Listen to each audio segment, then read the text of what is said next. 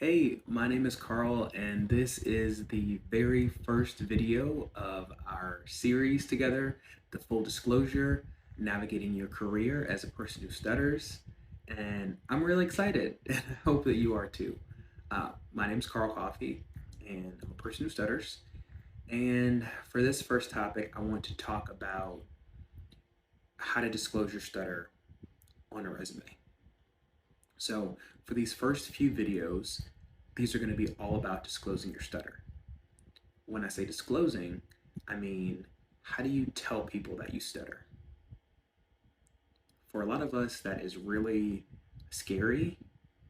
It is something we avoid doing, and it can cause a lot of mixed emotions: fear, nervousness, anxiety. But I want to reframe that as presenting disclosure as a way to advocate for yourself, to advertise your stutter in a very clear, concise, and unapologetic way so that you can promote more understanding, more acceptance, and more education broadly about what stuttering is. So I'm going to show you how I disclose on my resume that I stutter. I don't outwardly say, hey, I'm Carl, I stutter.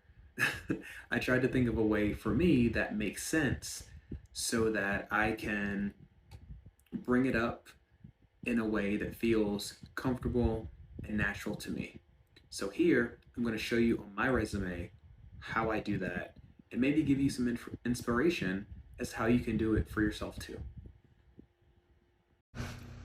Okay, here we are with my resume. You'll see the template that I have. It gives a little bit of a description of my background and my strengths here. You get to see my experience. Also, I've used this particular format of resume to share with friends for them to redo their old resume templates, and I'm happy to share it with you. I think it's just outlines things very clear and simply for recruiters and hiring managers. But anyway, this is how I capture my stuttering on my resume. So I have it at the very bottom under leadership experience. I served on the NSA's board of directors for a little bit over 3 years, and I highlighted some of the key contributions that I made within my role.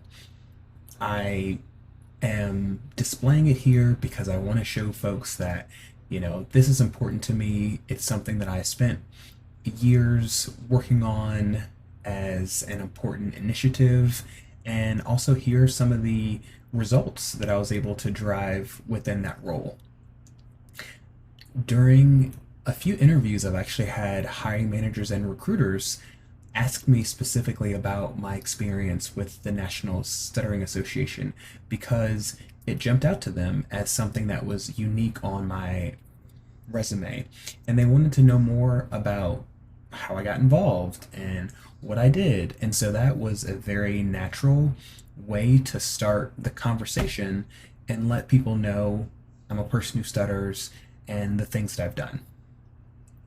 If you want to know how to use this similar format or how to disclose your stutter in a way that feels natural to you, if you're involved at all in the stuttering community, whether you're a chapter leader or you've spoken to a graduate class for speech language pathologists, I'd encourage you to put that experience in your resume in a similar way, whether it's something you put as a volunteer experience, or if you've helped to lead a conference workshop at the NSA's annual conference, you can share some information about what you did and the attendance.